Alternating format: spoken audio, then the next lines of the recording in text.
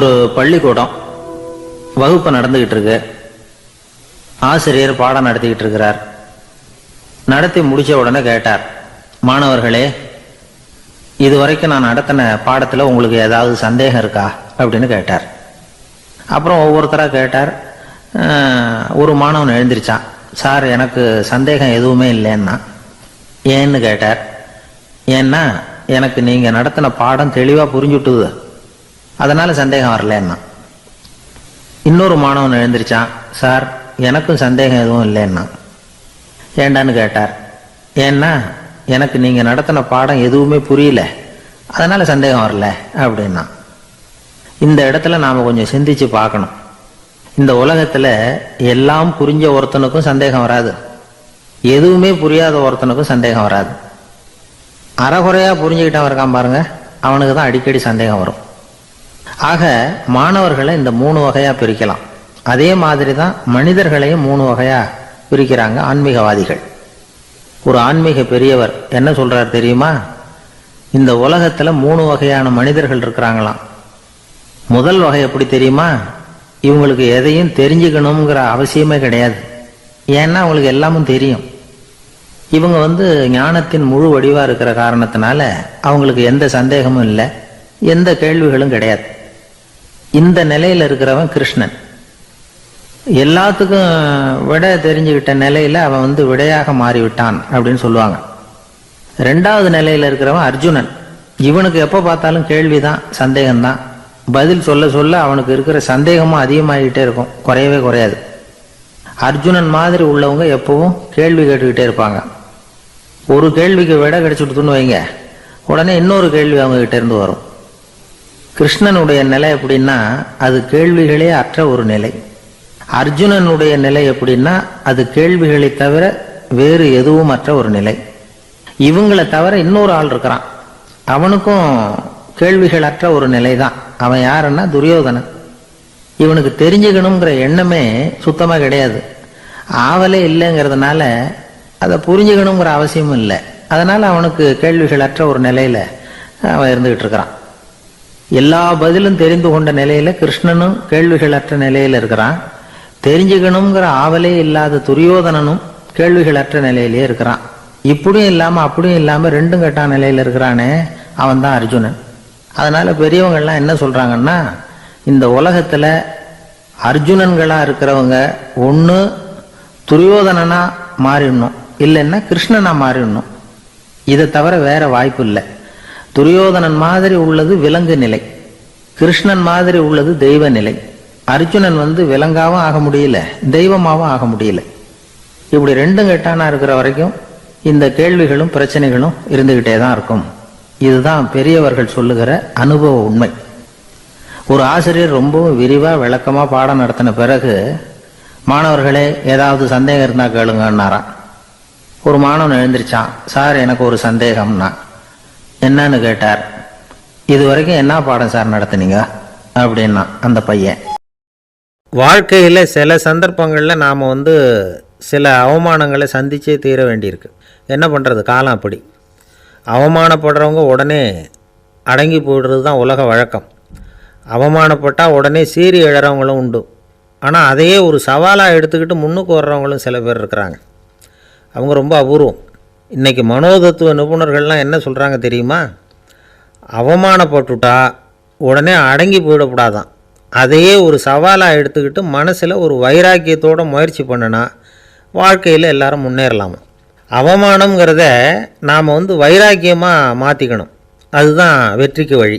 ராமர் இந்த பூமியில் பிறந்ததே ஒரு வைராக்கியத்தினால தான் சார் அப்படின்னார் ஒருத்தர். எப்படிங்க அது அப்படின்னு கேட்டேன். அவர் சொன்னார், தசரதருக்கு ராமர் குழந்தையாக பிறக்கணும், அப்போ தான் இங்கே இருக்கிற கஷ்டங்கள்லாம் நீங்கும் அப்படின்னு சர்வ லோகமும் எதிர்பார்த்துக்கிட்டு இருக்குது. ஆனால் அவர் எப்போ பிறப்பார் அப்படின்னு யாருக்கும் தெரியல. அந்த காரியம் சீக்கிரம் நடக்கணுமே, அதுக்கு என்ன பண்ணுறது? நாரதர் வந்தார் ஒரு நாள் தசரதரை தேடி. தசரதா, உனக்கு ஒரு செய்தி தெரியுமான்னு ஆரம்பித்தார். அவர் எப்பவும் இப்படித்தானே ஆரம்பிக்கிறது வழக்கம். என்ன விஷயம்னு கேட்டார் தசரதர். தசரதா, நீ அடிக்கடி உன்னோட தேரில் ஏறிக்கிட்டு தேவலோகத்துக்கு போகிற, அங்கே போகிற வர்ற எல்லாம் பண்ணிகிட்ருக்க, எல்லாம் சரி. தேவலோகத்திலையும் உன்னை நல்லபடியாக தான் வரவேற்கிறாங்க. தேவேந்திரன் உன்னை பிரியமாக அழைச்சிட்டு போய் தன்னுடைய அரியாசனத்திலேயே தனக்கு பக்கத்திலேயே உட்கார வைக்கிறான். நீயும் சந்தோஷமாக உட்காந்து பேசிவிட்டு வந்துடுற. ஆனால் நீ இங்கே வந்ததுக்கு அப்புறம் அங்கே என்ன நடக்குது தெரியுமா உனக்கு அப்படின்னாரான் நாரதர். என்ன நடக்குது எனக்கு ஒன்றும் தெரியலையே அப்படின்னாரான் தசரதர். நாரதர்கிட்ட வந்து கிட்டத்தில் வந்து கேட்டிருக்கார், கொஞ்சம் சொல்லுங்கள் என்னது அப்படின்னு. அவர் நெருங்கி வந்தாராம் நாரதரும். மெதுவாக அவர் காதோட காதாக சொன்னாராம். அதாவது நம்ம பாஷையில் சொல்லப்போனால் பற்ற வைக்கிறார். நீ அங்கே தேவேந்திரங்கிட்ட உட்காந்து பேசிவிட்டு வந்த பிறகு நீ அங்கே உட்காந்துருந்த அரியாசனத்தை தண்ணி ஊற்றி கழுவி சுத்தப்படுத்துகிறாங்க. நீ என்ன அந்த அளவுக்கு சுத்தம் இல்லாத ஆளா, தினம் குளிக்காமையாக இருக்கிற அப்படின்னாராம். தசரதருக்கு இது ரொம்ப அவமானமாக போயிட்டுது. அப்படியே செய்கிறாங்க அப்படின்னாராம். ஆமாம், நீ வேணும்னா நான் சொல்கிறது உண்மையாக இல்லையா அப்படின்னு சோதனை பண்ணி பார்த்துக்கோ அப்படின்னாரான் நாரதர். உடனே தசரதர் இதுக்காகவே புறப்பட்டு தேவலோகம் போனார். அங்கே வழக்கம் போலவே இவரை கூப்பிட்டு உட்கார வச்சு பேசிக்கிட்டு இருந்தான் தேவேந்திரன். கொஞ்ச நேரம் பேசிக்கிட்டு இருந்துட்டு சரி நான் கிளம்புறேன்னு புறப்பட்டார். சரி அவனும் வாசல் வரைக்கும் வந்து வழி அனுப்பி வச்சுட்டு உள்ளே போயிட்டான். தசரதர் வெளியில் கொஞ்சம் நேரம் மறைஞ்சி இருந்துட்டு மெதுவாக உள்ளே எட்டி பார்த்தார் என்ன நடக்குதுன்னு. நாரதர் சொன்னது உண்மைதான். தசரதர் உட்காந்துருந்த ஆசனத்தை அங்கே 2 தேவர்கள் கழுவி சுத்தப்படுத்திக்கிட்டு இருக்கிறாங்க. தசரதரால் இதை தாங்கிக்க முடியல. அவருக்கு ரொம்ப அவமானமாக போச்சு. நேராக கிடுகிடுன்னு தேவேந்திரங்கிட்டே போனார். நான் உட்காந்துருந்த இருக்கையே சுத்தம் பண்ணுறியே, நான் என்ன அந்த அளவுக்கு பாவியா அப்படின்னு கேட்டார். ரொம்ப கோபமாக கேட்டார். தசரதரே, மனுஷனுக்கு 3 கடன்கள் உண்டு. தேவ கடன், ரிஷி கடன், பித்ரு கடன். இதை தீர்க்காதவன் பாவியாகிறான். இதில் மகனை பெறுவதால் தான் பித்ரு கடன் தீரும். உனக்கு மகன் கிடையாது, அதனால் நீ பாவியாகிற. பாவி உட்காந்துருந்த இடம்ங்கிறதுனால அதை சுத்தம் செய்ய வேண்டியது எங்கள் கடமை அப்படின்னு நானும் தேவேந்திரன். இந்த இடத்துல தசரதருக்கு ஏற்பட்ட அவமானம் ஒரு வைராக்கியமாக மாறிச்சு. தேவேந்திரனே கேட்டுக்கோ, ஒரு மகனை பெற்ற பிறகு தான் இந்த சபையில் மறுபடியும் அடி எடுத்து வைப்பேன் அப்படின்னு சொல்லிவிட்டு போயிட்டாராம். போய் புத்திர காமேஷ்டி யாகம் பண்ணார். புத்திரர்கள் பிறந்தார்கள். இந்த கதையில் உள்ள கருத்து என்னென்னா, தேவேந்திரன் தசரதரை அப்படி அவமானப்படுத்தலைன்னா அவருக்கு இப்படி ஒரு வைராக்கியம் பிறந்திருக்குமா யோசிச்சு பார்க்கணும். நமக்கு ஏற்படுகிற சில அவமானங்களையும் வைராக்கியமாக மாற்றிக்குவோம். அப்படி மாற்றிக்கிட்டோம்னா வாழ்க்கையில் வந்து முன்னேறலாம். நம்ம ஆளுங்க சில பேர் அவமானத்தை வந்து வைராக்கியமாக மாற்றிக்கிறது எப்படி தெரியுமா? நம்மக்கிட்ட ஒரு பையன் சொன்னான், எங்கள் அப்பா என்னை எல்லாருக்கும் முன்னாடி வச்சு திட்டிவிட்டார், பொறுப்பு இல்லாமல் ஊர் சுற்றுறேன்னு சொல்லி அவமானப்படுத்தி விட்டார். இனிமேல் நீ என் முகத்திலேயே முழிக்காதரா போடான்னு வேற சொல்லிவிட்டார். எனக்கு ரோஷம் வந்துட்டுது. அந்த அவமானத்தை வைராக்கியமாக மாற்றிக்கிட்டேன். அன்னையிலேருந்து அவர் முகத்திலேயே முழிக்கிறது இல்லை அப்படின்னா. அப்படியான்னு கேட்டோம். ஆமாங்க, அவர் வீட்டில் இல்லாத நேரமாக பார்த்து உள்ளே சமையல் கட்டுக்கு போய் சாப்பிட்டுட்டு நைஸாக வெளியில் வந்துடுவேன் அப்படிங்கிறான் அவன். ஒரு ஊரில் ஒரு மன்னர் இருந்தார். ஒரு நாள் அவருடைய அரசவைக்கு ஒரு ஓவியன் வந்தான்.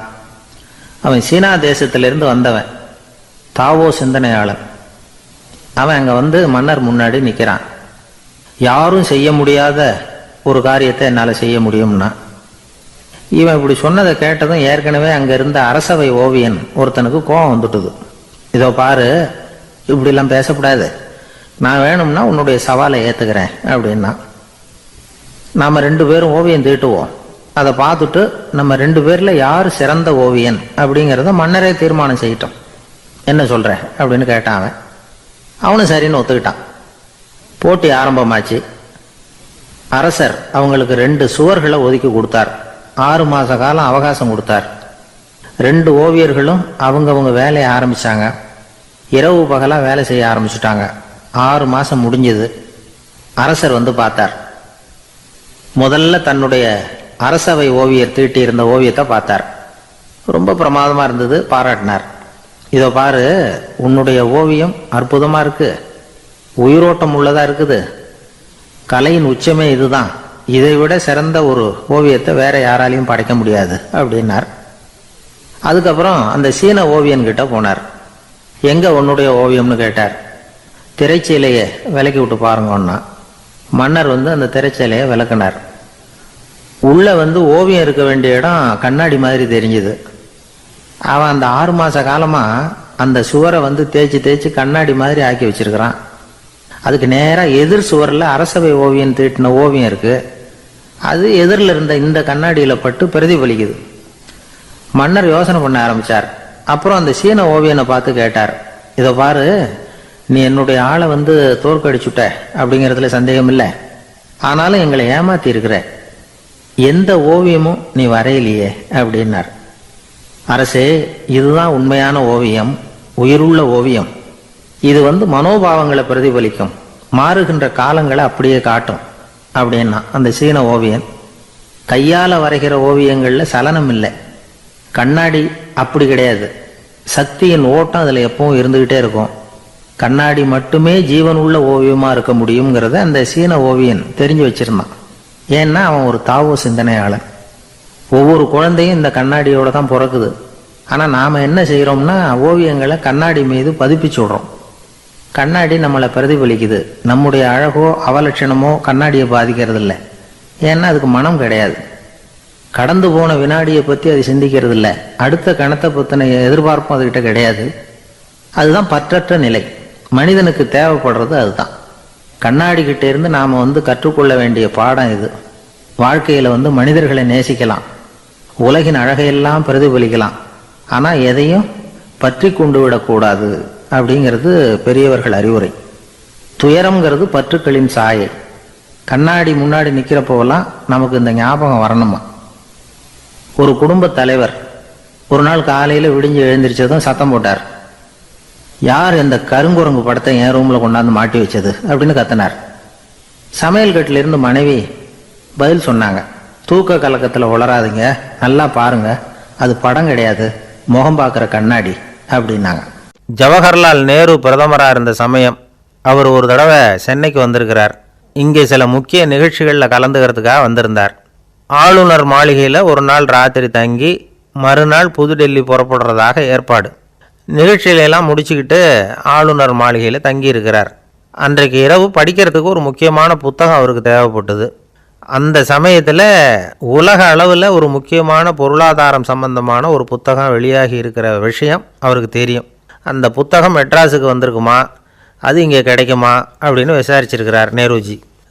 அவர் இப்படி கேட்ட உடனே அங்கே இருந்தவங்கெல்லாம் ரொம்ப பரபரப்பாக செயல்பட ஆரம்பிச்சுட்டாங்க. முக்கியமான இடங்கள்ல எல்லாம் விசாரிச்சிருக்கிறாங்க, அந்த புத்தகம் உங்ககிட்ட இருக்கான்னு. சென்னையில் உள்ள கன்னிமாரா நூல் நிலையத்துக்கு எப்படியும் அந்த புத்தகம் வந்திருக்கணும் அப்படின்னு ஒரு நம்பிக்கை. அங்கே விசாரித்தாங்க. அந்த புத்தகம் 2 நாளைக்கு முன்னாடி தான் அங்கே வந்திருக்குது அப்படிங்கிற விஷயம் தெரிஞ்சுது. உடனே எல்லோரும் அங்கே ஓடினாங்க.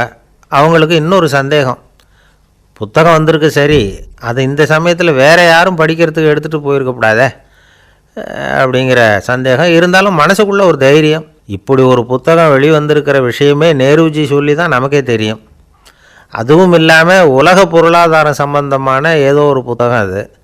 அதை போய் இந்த நேரத்தில் அவ்வளவு ஆர்வமாக யார் எடுத்துகிட்டு போயிட போகிறாங்க அப்படிங்கிற தைரியம். இந்த தைரியத்தோடு அந்த நூல் நிலையத்துக்கு ஓடினாங்க.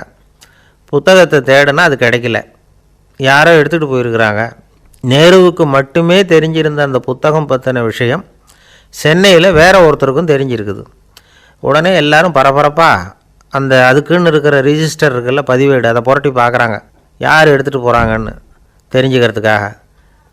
எடுத்துகிட்டு போனவங்க அதில் கையெழுத்து போட்டிருப்பாங்கல்ல, அதை பார்த்து யாருன்னு தெரிஞ்சுக்கலாம் அப்படிங்கிறதுக்காக தான் அதை புரட்டுறாங்க. அதோ அந்த புத்தகத்தோட பேர் பக்கத்தில் அதை எடுத்துக்கிட்டு போனவங்க கையெழுத்து உத்து பார்க்குறாங்க எல்லாரும். அதில் போட்டிருக்குது பேர் CN அண்ணாதுரை அப்படின்னு எழுதியிருந்தது. அவர் தான் பேரறிஞர் அண்ணா.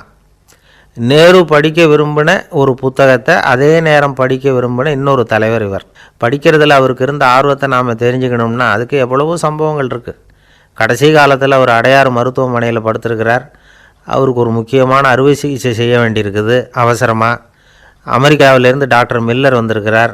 அவர்கிட்ட கேட்குறார், டாக்டர் நாளைக்கே அறுவை சிகிச்சை செய்ய போகிறீங்களா அப்படின்னு. ஆமாங்கிறார் டாக்டர் மில்லர். நாளைக்கு மறுநாள் செஞ்சுக்கிறேனே அப்படின்னாரான் அண்ணா. ஏன் ஏதாவது நாள் பார்க்குறீங்களான்னு கேட்டிருக்கார். இல்லை, ஒரு புத்தகத்தை படிச்சுக்கிட்டு இருக்கிறேன், அதை நாளைக்குள்ளே முடிச்சிருவேன், அதுக்கப்புறம் நான் இறந்தாலும் கவலை இல்லை அப்படின்னாரான் இவர். அவர் தான் அறிஞர் அண்ணா. சங்ககால நூல்கள்லேருந்து சமீபத்தில் வந்த நூல்கள் வரைக்கும் எல்லாம் அவர் படிச்சிருக்கிறார். ஒரு திருமண விழாவில் அவர் பேசும்பொழுது சொன்ன விஷயம் இது. சங்க காலத்தில் காதலியை மணக்க விரும்புகிறவனுக்கு அவனுடைய தந்தை வீர சோதனைகள்லாம் வைப்பார்.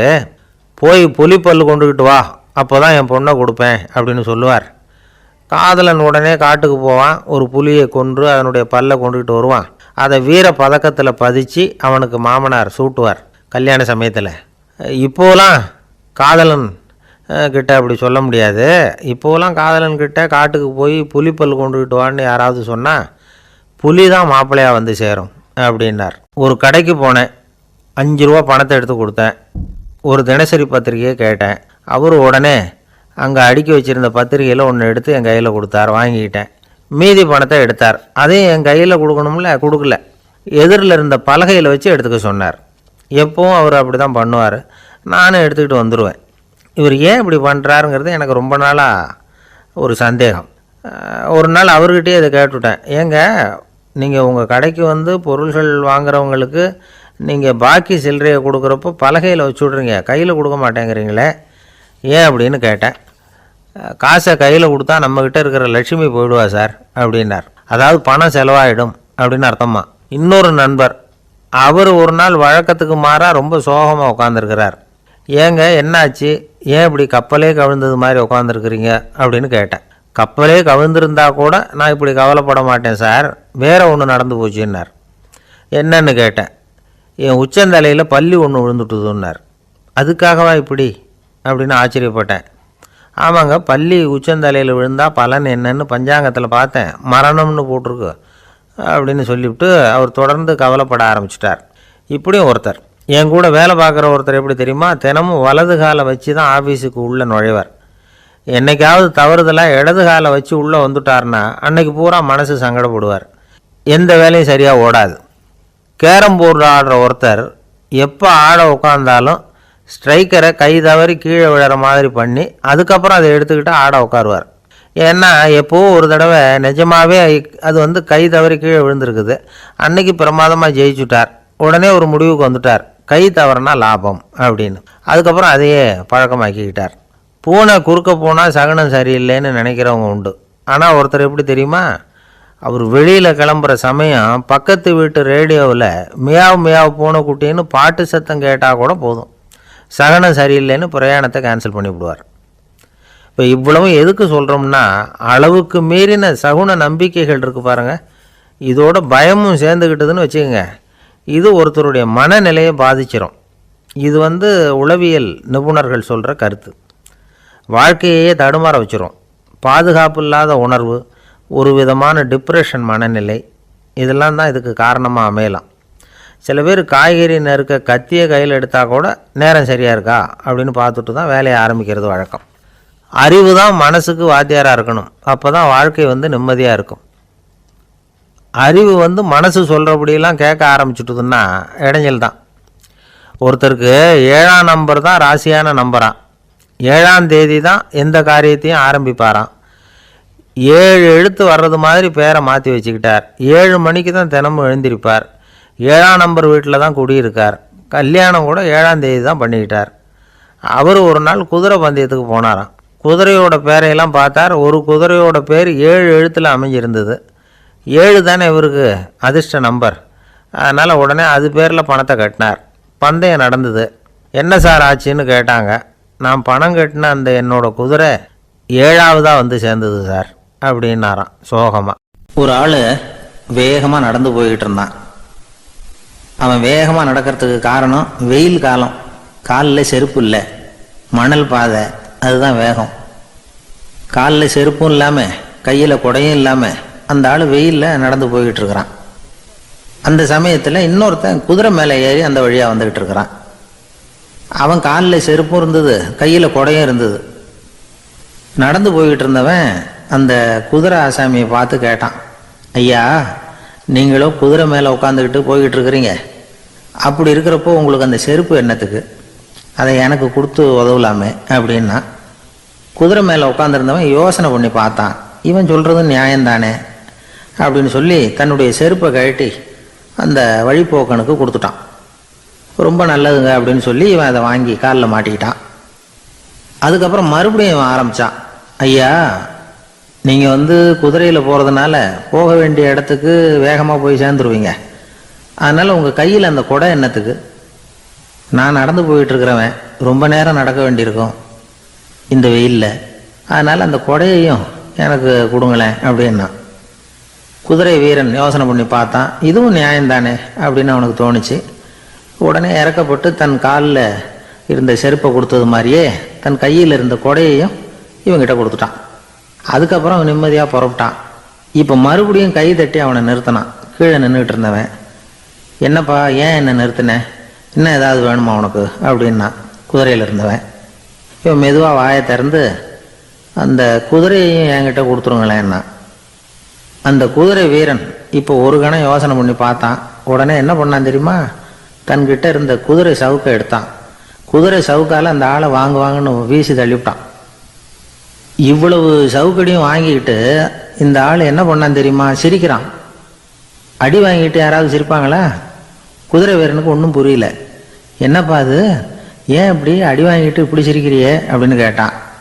இப்போ அந்த வழிப்போக்கன் சொல்கிறான், ஐயா நான் இப்படி சிரிக்கிறதுக்கு காரணம் இருக்குது. இப்படி குதிரை கேட்டு உங்ககிட்ட அடி வாங்கலைன்னு வச்சுக்கோங்க, என் உயிர் உள்ள வரைக்கும் மனசில் ஒரு தவிப்பு இருந்துக்கிட்டே இருக்கும். செருப்பையும் கொடையையும் கேட்ட உடனே கொடுத்தவன் குதிரையையும் கேட்டிருந்தா கொடுத்துருப்பானோ அப்படிங்கிற பேராசையில் ஏங்கிக்கிட்டே இருந்திருப்பேன். இப்போ உங்ககிட்ட அடி வாங்கின பிறகு என்னுடைய அந்த சந்தேகம் தீர்ந்து போச்சு. என்னுடைய ஆசைக்கு எல்லை எது அப்படிங்கிறத எனக்கு புரிஞ்சுட்டுது அப்படின்னு சொல்லிவிட்டு அவன் நடக்க ஆரம்பிச்சிட்டானான். ஆசைக்கும் எல்லை உண்டு அப்படிங்கிறத விளக்கறதுக்காக வாரியார் சுவாமிகள் சொல்கிற கதை இது. இந்த காலத்துலேயும் ஒருத்தன் அது மாதிரி கொடை செருப்போட குதிரையில் போய்கிட்டு இருந்தான். எதிரில் நடந்து வந்தவன், ஐயா உங்கள் கொடையை எனக்கு கொடுங்களேன்னு கேட்டான். உடனே அவன் குதிரையிலேருந்து கீழே குதிச்சு அவனை சாட்டையால் அடிக்க ஆரம்பிச்சிட்டான். இன்னொருத்தர் அந்த வழியாக வந்தவர் இதை பார்த்தார். ஏன்பா அவன் கேட்டான், உன்னால் முடியலன்னா இல்லைன்னு சொல்லிட வேண்டியது தானே, அதுக்காக ஏன் இப்படி அவனை போட்டு அடிக்கிறேன்னு கேட்டார். உங்களுக்கு விவரம் புரியாது சார், காலம் ரொம்ப கெட்டு போச்சு. கேட்டதை கொடுத்தேன்னு வச்சுக்கோங்க, இந்த குதிரையே என்னோடது, அவன் திருடிக்கிட்டு போகிறான் அப்படின்னு என் பேரில் புகார் கொடுக்க ஆரம்பிச்சிருவான் சார் அப்படின்னா. அது எப்படி அவ்வளோ உறுதியாக சொல்கிறேன்னு கேட்டார் அவர். ஏற்கனவே அது மாதிரி ஒருத்தன் பேரில் புகார் கொடுத்துட்டு தான் இந்த குதிரையை நான் தள்ளிட்டு வந்துக்கிட்டு இருக்கிறேன் அப்படின்னா. ஒரு காட்டில் ஒரு நரி இருந்தது. ஒரு நாள் காலை நேரம் அது தன்னுடைய இருப்பிடத்திலிருந்து வெளியில் வந்தது. கொஞ்சம் தூரம் நடந்து வந்தது. அப்போ தான் அது தன்னோட நிழலை கவனித்து பார்த்தது. பார்த்தா அது ரொம்ப நீளமாக பெருசாக இருக்குது. காலை நேரத்தில் நிழல் அப்படி தானே இருக்கும். ஆனால் அந்த நரிக்கு அந்த விஷயம் தெரியல. தன்னுடைய நீண்ட பெரிய நிழலை பார்த்து ஆச்சரியப்பட்டது. ஆஹா, நாம் இவ்வளவு பெருசாக இருக்கிறோம் அப்படின்னா என்னுடைய காலை சாப்பாட்டுக்கு ஒரு யானை இல்லைன்னா ஒரு ஒட்டகம் கிடைச்சாதான் சரியாக இருக்கும் போல இருக்கு அப்படின்னு முடிவு பண்ணிட்டுது. உடனே ஒரு யானை அல்லது ஒட்டகத்தை தேடி அலைஞ்சுது, எங்கே கிடைக்கும்னு. கிடைக்கவே இல்லை. மத்தியானம் 12 மணி ஆயிட்டுது. பசியோடு அலையுது. இப்போ தன்னோட நிழலை பார்த்தது. அது மத்தியான நிழல் எப்படி இருக்கும், அது ரொம்பவும் குறுகி போய் தெரிஞ்சுது. உடனே அந்த நரி என்ன நினச்சிக்கிட்டு தான் தெரியுமா? காலை ஆகாரம் சாப்பிடாததுனால நம்ம உடம்பு இப்படி அழைச்சி போட்டுதே அப்படின்னு நினச்சிக்கிட்டு தான். கொஞ்ச நேரம் கழித்து மறுபடியும் தன்னுடைய நிழலை பார்க்குது. அது இன்னமும் குறுகி போய் காலடியிலே வந்துட்டுது. அதுக்கு பயமாக போயிடுது. ஐயையோ, இன்னும் கொஞ்சம் நேரத்தில் நாம் இறந்துருவோம் போல இருக்க, இப்போ என்ன செய்கிறது? இந்த சமயத்தில் ஒரு எறும்பு கிடைச்சா கூட போதும், அதை நம்ம காலை ஆகாரமாக நினச்சி சாப்பிட்டுள்ளாமே அப்படின்னு நினச்சிதான். நம்முடைய நிழல் கூட நம்மளை மாதிரியே தான் அடிக்கடி மாறிக்கிட்டே தான் இருக்குது. அது எப்பவும் ஒரே மாதிரி இருக்கிறது இல்லை. மனிதனுக்கு ஏற்படுகிற தன்முனைப்பு இருக்கு பாருங்க, ஈகோ, அது கூட ஒரு நிழல் மாதிரி தானா. அப்படி நினைக்க ஆரம்பிச்சுட்டா அதனால ஏதும் பிரச்சனை வராதான். தன்முனைப்பை நிழல் போலவே ஏற்றுக்கொள்ளுங்கள் அப்படிங்கிறது பெரியவங்க கருத்து. ஒரு காரியத்தை வெற்றிகரமாக நல்ல விதமாக செஞ்சு முடிக்கிறோம்னு வச்சுக்கோங்க, அந்த சமயத்தில் ஒரு வித நுட்பமான தற்பெருமை நமக்குள்ளே உண்டாகுது. இது இயற்கையானது, அதனால் இது மேலே பற்று வைக்கக்கூடாது. அப்படி வைக்க ஆரம்பிச்சுட்டா அந்த தற்பெருமை ஒரு நிரந்தர விருந்தாளியாக நம்மக்கிட்ட தங்கிக்கும். நம்ம நிழல் எப்படின்னு பாருங்க, நாம் நடக்கும் பொழுது நம்ம பின்னாடியே வரும். தன்முனைப்பையும் அப்படியே நினச்சிக்கோங்க. நிழல் யாருக்கும் எந்த பிரச்சனையையும் உண்டாக்குறது இல்லை. ஆனால் அந்த நிழலை கண்டே நாம் பயப்பட ஆரம்பிச்சுட்டா நாம் எதுலேயும் வெற்றி காண முடியாது. நிழலோட சண்டை போடக்கூடாது. அது மாதிரி தன் முனைப்போடவும் நாம் வந்து சண்டை போட வேண்டியதில்லை. இல்லாத ஒன்றோடு சண்டை போடுறது எப்படின்னா அது இருட்டோட சண்டை போடுறது மாதிரி. நாம் வந்து நிழல் கிடையாது, நம்மகிட்ட இருக்கிற தன் முனைப்பு ஒரு நிழல். நம்ம நிழலையும் நமக்கு சமமாக பார்க்குறோம் பாருங்க, அங்கே தான் சிக்கலே ஆரம்பம். இப்போ நாம் நடந்து போய்கிட்டு இருக்கிறோம், நம்ம நிழல் வந்து தரையில் விழுது. யாரோ ஒருத்தர் நம்ம நிழல் மேலே காலை வச்சு நடந்து போகிறார். உடனே அவர்கிட்ட சண்டைக்கா போகிறோம், ஏண்டா என் நிழலை மிதிச்ச அப்படின்னு. நமக்கு தெரியும் அது நிழல் தாங்கிறது. அவர் உங்கள் மேலே நடக்கலை, உங்களுடைய நிழல் மேலே தான் நடக்கிறார். அது மாதிரி உங்கள் தன்முனைப்பின் மேலே யாராவது நடந்தால் உங்களை அவமானப்படுத்துறதா நினைக்கிறீங்க. காரணம் நாமளும் நம்ம தன்முனைப்பும் ஒன்றுங்கிற நினைப்பு தான் காரணம், மற்றபடி வேற ஒன்றும் கிடையாது. நம்ம நிழல் மேலே நடக்கிறவர் நம்மளை காயப்படுத்துறதில்லை. தன்முனைப்பை வேண்டாத ஒன்றாவும் பார்க்க வேண்டியதில்லை. அது வந்து இயற்கை. நிழலை வந்து உங்கள் முன்னாடி வைக்க வேணாம், அது உங்கள் பின்னாடியே இருக்கட்டும். நிழலின் நிழலாகி விடாதீர்கள், நீங்கள் நீங்களாகவே இருங்கள். இதுதான் சான்றோர் சிந்தனை. ஒரு பேருந்தில் ஒரே நெரிசல். ஒருத்தர் பக்கத்தில் நின்றுகிட்டு இருந்தவர்கிட்ட ரொம்ப பணிவாக விசாரித்தார், ஏன் சார் நீங்கள் ஏதாவது பெரிய உத்தியோகத்தில் இருக்கிறீங்களா அப்படின்னார். அப்படிலாம் ஒன்றும் இல்லைங்கன்னார் அவர். அப்படின்னா வேற ஏதாவது அரசியலில் பெரிய பதவியில் இருக்கிறீங்களா அப்படின்னு கேட்டார். அதுவும் இல்லைங்கன்னார். சரி பணமாவது அதிகமாக வச்சுருக்கீங்களா அப்படின்னு கேட்டார். அப்படிலாம் ஒன்றும் கிடையாது சார்னார் அவர். அப்புறம் எதுக்குடா என் காலை மிதிச்சுக்கிட்டு இருக்கிற, எடுறா காலை அப்படின்னாராம் இவர். ஒரு ரயில் வேகமாக போயிட்டு இருக்கு. அது ஒரு ரயில்வே ஸ்டேஷனில் கொஞ்ச நேரம் நின்றுது. அப்போ அதில் ஒரு ஆள் ஏறினார். தலையில் ஒரு மூட்டையை வச்சுருந்தார். மூட்டையை தலையில் சுமந்துக்கிட்டே உள்ளே வந்தார். மூட்டையை தலையில் சுமந்துக்கிட்டே ஒரு இடத்துல உட்கார்ந்தார். ரயில் மறுபடியும் புறப்பட்டது. இவர் தன் தலையில் இருந்த மூட்டையை கீழே இறக்கி வைக்கணும்ல, வைக்கல, சுமந்துக்கிட்டே வர்றார். எதிரில் உட்காந்துருந்தவர் கேட்டார், ஏங்க ஏன் இப்படியே உட்காந்துருக்குறீங்க தலையில் மூட்டையை வச்சுக்கிட்டு, மூட்டையை கீழே இறக்கி வைக்கலாமே அப்படின்னார். வேணாங்க பாவம், தலையில் இருக்கிற மூட்டையை இறக்கி ரயிலில் வச்சா ரயிலுக்கு பாரம் அதிகமாக இருக்கும் அப்படின்னார் அவர். இப்படி ஒரு ஆளை பார்த்தா நமக்கு சிரிப்பு தான் வரும். ஏன்னா ரயிலுங்கிறது அந்த மூட்டையையும் சேர்த்து சுமந்துக்கிட்டு தான் போகுது. அவன் அந்த மூட்டையை தலையில் வச்சுருந்தாலும் ஒன்று தான், தரையில் வச்சுருந்தாலும் ஒன்று தான். அதனால் ரயிலுக்கு எந்த மாற்றமும் ஏற்பட போகிறதில்ல. அதே மாதிரி தான் நம்ம மனமும். இதுவும் ஒரு தேவையில்லாத சுமை, அனாவசியமாக சுமந்துக்கிட்டு இருக்கிறோம். இதை கீழே இறக்கி வச்சுட்டா வாழ்க்கை பிரயாணம் சுகமாக இருக்கும். ரயில் பிரயாணம் பண்ணுற அந்த ஆள் மூட்டையை சுமக்கிறான், வாழ்க்கை பிரயாணம் பண்ணுற நாம மனசை சுமக்கிறோம். இது ரெண்டுக்கும் எந்த வித்தியாசமும் இல்லை. மனசை கீழே இறக்கி வச்சுட்டா பாரம் இல்லாமல் வாழலாம், பறவைகள் மாதிரி பறக்கலாம், குழந்தைகள் மாதிரி கள்ளங்கபடம் இல்லாமல் வாழலாம். இந்த வெளி உலகத்தில் நாம் நிலை பெற்று இருக்கணும், வேரூன்றி இருக்கணும். அதே சமயம் நம்முடைய உள்வெளியில் ஆன்மீக வாழ்க்கையில் பாரம் இல்லாமல் இருக்கணும். அப்போ பறக்கணும், நதியை போல் ஓடணும், மிதக்கணும். பயணம் சுகமாக இருக்கும், களைப்பு தெரியாது, கவலை தெரியாது. ஒரு சீடன் போதி தர்மரை நாடி வந்தான். குருவே, நீங்கள் என்ன வெறுமையாக இருக்க சொன்னீங்க, நான் இப்போ மறுபடியும் வெறுமையானவன் ஆகிட்டேன், அதனால் இப்போ என்ன செய்ய சொல்கிறீங்க என்ன அப்படின்னு சொல்லி நின்னான். உடனே அந்த குரு பக்கத்தில் இருந்த ஒரு குச்சியை எடுத்து அவன் தலையில் அடித்து, போய் அந்த வெற்றுத்தன்மையையும் வீசி எறிந்து விட்டு வா அப்படின்னார். நான் இப்போ காலியாக இருக்கிறேன்னு ஒருத்தன் சொல்கிறான்னு வச்சுங்க, அது உண்மை இல்லை. ஏன்னா இன்னமும் அதில் நான்கிற எண்ணம் இருக்குது. எந்த சிந்தனையும் இல்லாமல் இருக்கிறது கடினம்தான். ஆனாலும் மனிதன் அதில் உள்ள நுட்பத்தை புரிஞ்சுக்கிட்டான்னா இவ்வளவு தூரம் தூக்கி சுமந்துக்கிட்டு வந்த அந்த மனதின் முட்டாள்தனத்தை அவனே பார்த்துட்டு சிரிப்பான். இதுதான் பெரியவங்க சொல்லியிருக்கிற ஆலோசனை. நம்மால் ஒருத்தன் தலையில் ஒரு பெரிய மூங்கில் கூடையோட ரயிலில் உட்கார்ந்தான். கூடை தலையில் இருந்தது, கீழே இறக்கி வைக்கல. எதிரில் இருந்தவர் கேட்டார், ஏங்க எதுக்காக அதை அனாவசியமாக சுமந்துக்கிட்டே இருக்கீங்க, கீழே இறக்கி வைங்களேன்னார். இல்லைங்க, நான் வீட்டை விட்டு புறப்படும் பொழுதே என் பையன் சொல்லிவிட்டான் கூடையை தலையை விட்டு இறக்கக்கூடாதுன்னு அப்படின்னார். அவன் சின்ன பையன், விவரம் இல்லாமல் சொல்லியிருப்பான். இப்போ என்ன நேரில் வந்தால் பார்த்துக்கிட்டு இருக்கிறான், நீங்கள் இறக்கி வைங்கன்னார் அவர். அவன் நேரில் பார்த்துக்கிட்டு இல்லை, இருந்தாலும் நான் இந்த கூடையை கீழே இறக்கி வச்சா அது அவனுக்கு தெரிஞ்சிடும் அப்படின்னாரு இவர். அது எப்படின்னார் அவர். அவன் தனக்கு டிக்கெட் வாங்க வேணாம்னு சொல்லி இப்போ இந்த கூடைக்குள்ளே தான் உட்காந்துருக்கிறான் அப்படின்னார் இவர். ஒரு ஊரில் ஒரு மன்னர் இருந்தார். அழகான அரண்மனையில் அவர் இருந்தார். அந்த அரண்மனையை விட அழகாக ஒரு மாளிகையை அந்த ஊர்லேயே வேற ஒருத்தன் கட்டியிருந்தான். அப்படி கட்டி முடிச்சதில் அவனுக்கு ரொம்ப பெருமை.